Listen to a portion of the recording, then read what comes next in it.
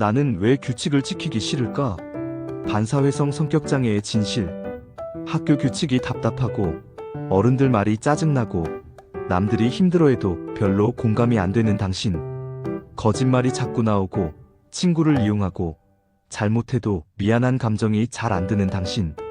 주변에서는 너 이기적이야, 너 나쁜 애야라고 말하죠. 근데 여러분, 이건 당신이 나빠서가 아닐 수 있어요. 심리학에서 말하는 반사회성 성격 패턴의 신호일 수 있어요. 오늘은 왜 당신이 규칙을 지키기 힘든지, 왜 공감이 어려운지, 그 뇌과학적 이유와 해결 방법을 솔직하게 알려드릴게요. 이 영상은 당신을 비난하기 위한 게 아니에요. 이해하고 도와드리기 위한 거예요. 반사회성 성격장애란. 먼저 용어 정리부터 할게요. 반사회성 성격장애. 영어로는 ASPD, Antisocial Personality Disorder예요. 이름이 좀 무섭죠? 근데 이건 당신이 나쁜 사람이라는 뜻이 아니에요. 뇌가 일반적인 방식과 다르게 작동한다는 뜻이에요. 청소년기에는 이걸 품행장애라고 불러요. 18세 이전에는 성격장애 진단을 안 하거든요. 아직 뇌가 발달 중이니까요. 특징은 이거예요. 규칙이나 법을 자주 어긴다. 지각, 무단결석, 물건 훔치기 같은 거요. 거짓말을 자주 한다. 들키지 않으려고요. 충동적이다. 생각 없이 행동하고 나중에 후회해요. 공격적이다. 싸움을 자주 하거나 물건을 부숴요. 다른 사람 감정에 무감각하다. 누가 울어도 별로 안타깝지 않아요. 위험한 행동을 한다. 무모한 운전, 약물, 위험한 게임 같은 거요. 책임감이 약하다. 약속을 잘 안 지키고 잘못해도 남 탓을 해요.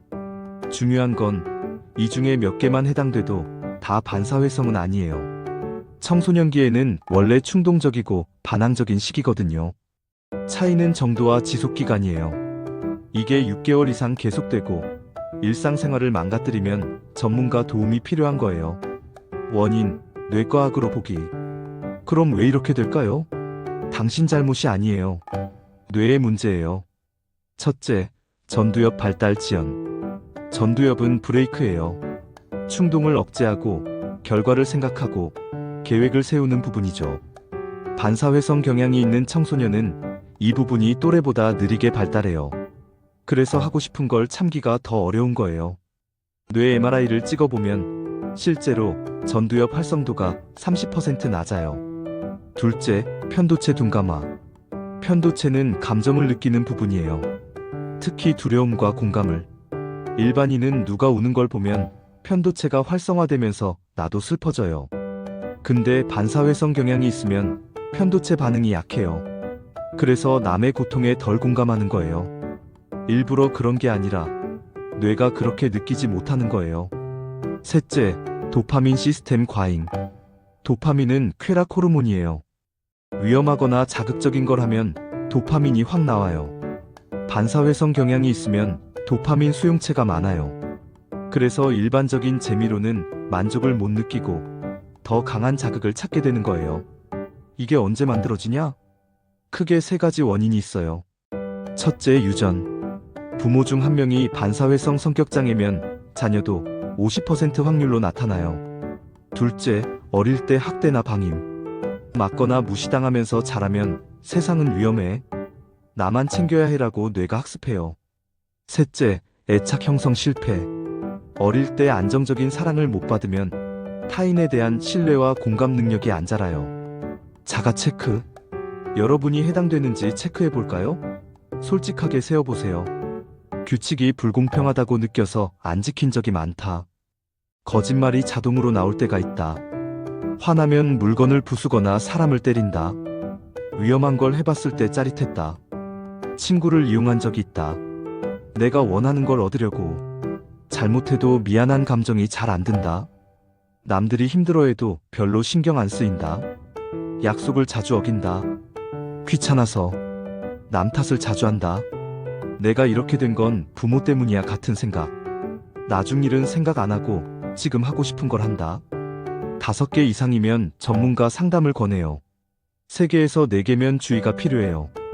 2개 이하면 일반적인 청소년기 반항일 가능성이 높아요. 중요한 건 이걸 알아차렸다는 것 자체가 변화의 시작이에요. 진짜 심각한 반사회성은 자기 문제를 인정하지 않거든요. 해결법 1. 감정인식 훈련. 첫 번째 해결법은 감정인식 훈련이에요. 반사회성 경향의 핵심 문제는 내 감정도, 남의 감정도 잘 모른다는 거예요. 화난 건 알겠는데 슬픈지 불안한지 외로운지는 구분이 안 돼요. 실천 방법 알려드릴게요. 감정 단어장 만들기. 노트를 펴고 왼쪽에는 상황, 오른쪽에는 감정 단어를 적어보세요. 예를 들면 상황, 친구가 내 욕을 했다. 감정, 화남? 아니면 배신감? 아니면 수치심? 처음엔 어려워요. 그럼 감정 리스트를 보세요. 기쁨, 슬픔, 화남, 두려움, 놀람, 혐오, 수치심, 죄책감, 외로움, 질투. 이 중에 뭐가 가장 가까운지 골라보는 거예요. 2주만 해도 나는 이럴 때 이런 감정을 느끼는구나가 보여요. 감정 인식이 되면 충동 조절이 쉬워져요.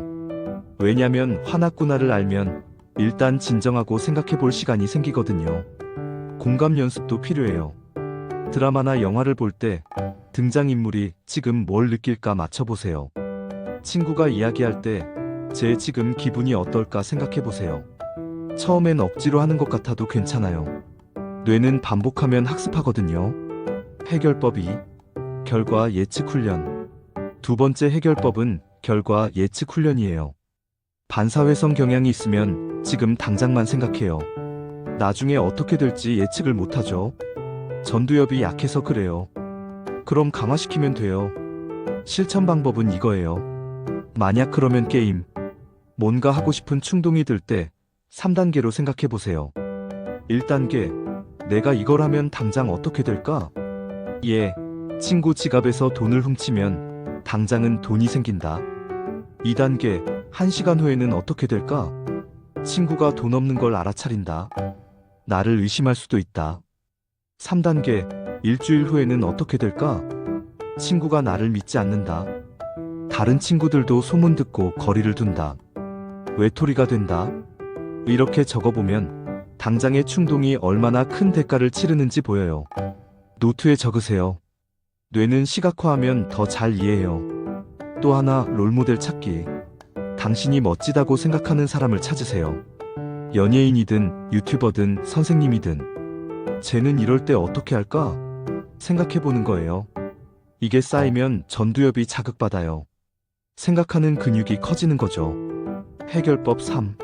건강한 자극 찾기. 세 번째 해결법은 건강한 자극 찾기예요.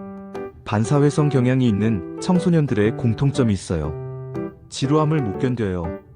일반적인 재미로는 도파민이 안 나오니까 더 강한 자극을 찾게 되는 거죠. 싸움, 훔치기, 거짓말, 위험한 행동 같은 것들이요. 그럼 어떻게 할까요? 위험하지 않으면서도 강한 자극을 주는 활동을 찾는 거예요. 추천 활동 5가지. 첫째, 극한 스포츠. 암벽 등반, 스케이트보드, 비보이 같은 거요. 위험하지만 통제된 환경에서 도파민을 얻을 수 있어요. 둘째, 전략 게임. 롤, 배그 같은 게임도 괜찮아요. 단, 시간 제한을 두세요. 하루 2시간 같은 식으로. 셋째, 음악이나 미술. 특히 힙합이나 그래피티 같은 반항적인 예술은 좋은 출구가 돼요. 넷째, 격투기.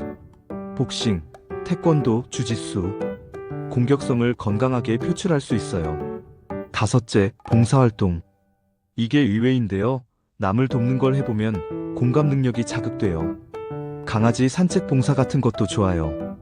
핵심은 당신의 강렬한 에너지를 파괴가 아니라 창조로 돌리는 거예요. 전문가 도움이 필요한 순간.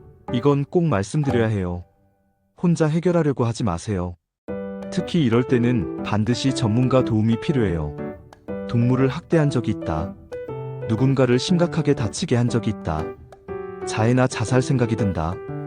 약물을 했거나 하고 싶다. 범죄를 저질렀거나 저지를 계획이 있다. 이럴 때는 청소년 상담하는 상담센터나 정신건강의학과에 가야 해요. 1388 청소년 전화. 24시간 무료예요. 부모님 몰래 상담도 가능해요. 치료는 주로 인지행동 치료예요. 생각 패턴을 바꾸는 거죠. 약물 치료도 있어요. 충동을 줄이는 약이요. 중독성 없으니 걱정 마세요. 빠를수록 좋아요. 18세 이전에는 뇌가 아직 변할 수 있거든요. 여러분, 반사회성 성격 경향이 있다고 해서 당신이 나쁜 사람은 아니에요. 당신은 뇌가 남들과 다르게 작동할 뿐이에요. 그리고 이건 바꿀 수 있어요. 실제로 연구 결과가 있어요. 청소년기에 치료받은 사람 중 70%는 성인이 되어서 정상적인 삶을 살아요. 당신도 할 수 있어요. 규칙을 지킬 수 있어요. 남을 공감할 수 있어요. 건강한 관계를 맺을 수 있어요. 단, 혼자 하려고 하지 마세요. 도움을 요청하는 게 약한 거 아니에요. 그게 용기예요. 오늘 영상이 당신에게 작은 희망이 됐으면 좋겠어요. 댓글로 당신의 이야기를 들려주세요. 비밀 댓글도 가능해요. 구독과 좋아요, 그리고 주변에 비슷한 고민을 가진 친구가 있다면 이 영상을 공유해주세요.